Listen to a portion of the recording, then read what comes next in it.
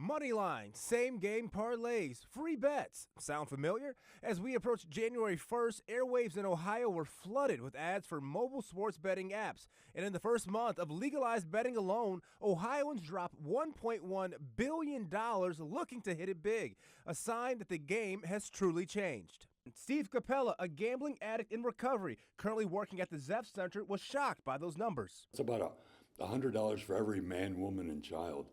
That's an incredible start.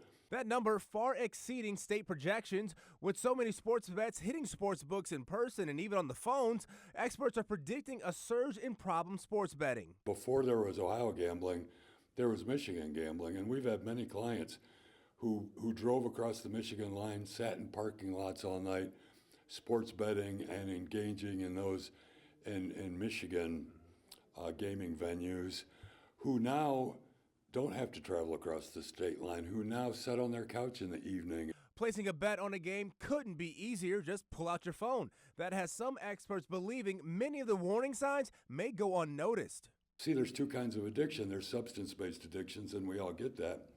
But then there's gambling-based addictions, which are hidden. And I've had people in my office who lost $60,000 in an afternoon, and they didn't smell like gambling, didn't slur their words, didn't wreck their car on the way over.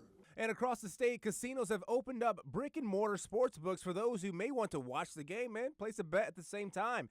But what are the casinos doing in order to protect sports bettors from fumbling their own savings? We pride ourselves in having a gold standard for responsible gaming and taking part in the state's commitment to having responsible gaming. We also take part in the state's timeout program. We have representatives from the Ohio Casino Control Commission here as well that partner with us. You know, I don't demonize the casinos because I think they really do have a robust, responsible gambling program. But what happens when those guardrails don't work? When we talk about gambling being a harmless addiction, people don't overdose from gambling, they commit suicide.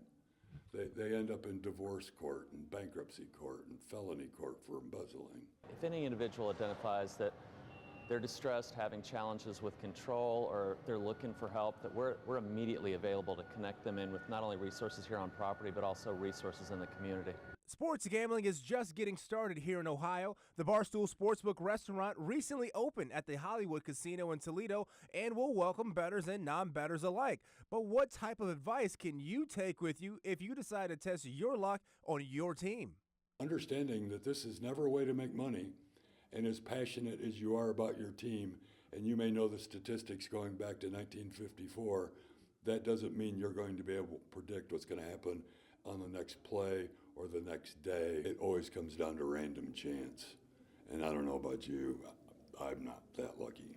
Well, some signs of problem betting include using a credit card to finance your habit, money missing in the household, lying about wins and losses, and even hiding your bills and debt. If you or someone you know has a problem, you can reach out to the Ohio Problem Gaming Hotline at 800-589-9966. Reporting in Toledo, James Starks, 13 ABC, Action News.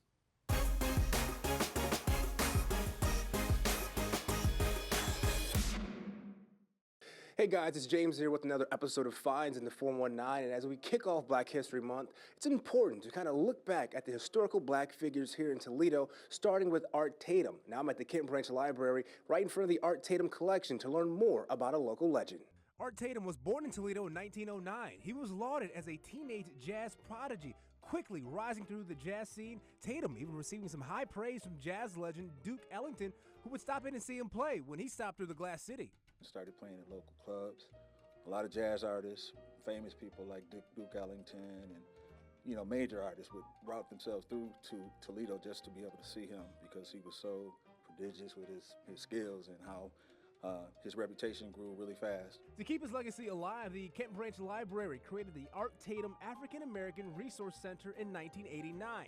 Filled with art, artifacts, and literature spanning a wide range of topics dealing with African American history. The Tatum Center was meant to be a steady and dependable resource for the community. It covers the history of African Americans in this country. So in the collection, you'll find things that deal with all the things that show black people's contributions to the country. As we continue throughout Black History Month, the Art Tatum African American Resource Center serves as a way to commemorate Toledo's jazz legend and a record of the African American experience. I like to tell people Black History Month is every day because it's an integral part of American history. Tonight we conclude that series as 13 Action News anchor James Starks has a look at how Tatum's legacy lives on with the next generation of jazz. The life and legacy of Art Tatum has lived on long past his death, and you can see that firsthand right here at the Toledo School for the Arts.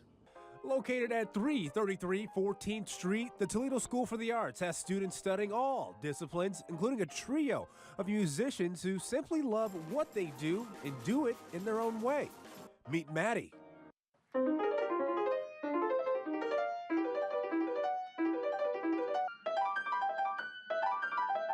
There goes Greg. Last but not least, hey, Jude. I started when I was 3 years old. There was a piano teacher at my daycare, and my parents put me in it. And I really started to fall in love with music. So piano, when I used to hear songs on my radio, and I started playing, I'll be seeing like tutorials on YouTube, and I'll be following the tutorials. When I was 7, I think, I can't remember why I wanted to start playing, but that's when I started playing. Everything beautiful, every beautiful emotion. I feel like I love the piano because 100% freedom. I feel like with jazz, it's the most freedom that you can have. My favorite is gospel, because jazz is like more expressional, playing double time swing. I mean, Maddie said it very well, just like the very extreme levels of freedom with jazz. Despite their different styles, they've all looked back at Art Tatum's influence, especially how he did not let a disability define him. What's amazing is he's blind, but he was still able to, like, with great accuracy, do like a stride style. That just shows that it's an extension of his body and his thoughts.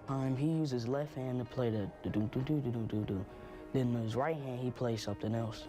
And the boys at TSA are doing their part to make sure the legacy of Art Tatum and jazz music itself never dies.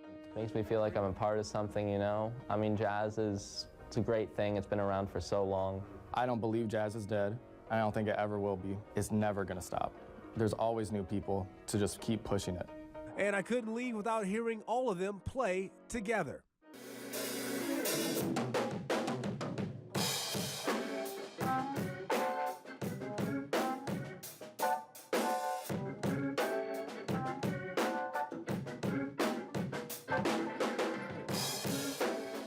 Reporting in Toledo, James Starks, 13 Action News.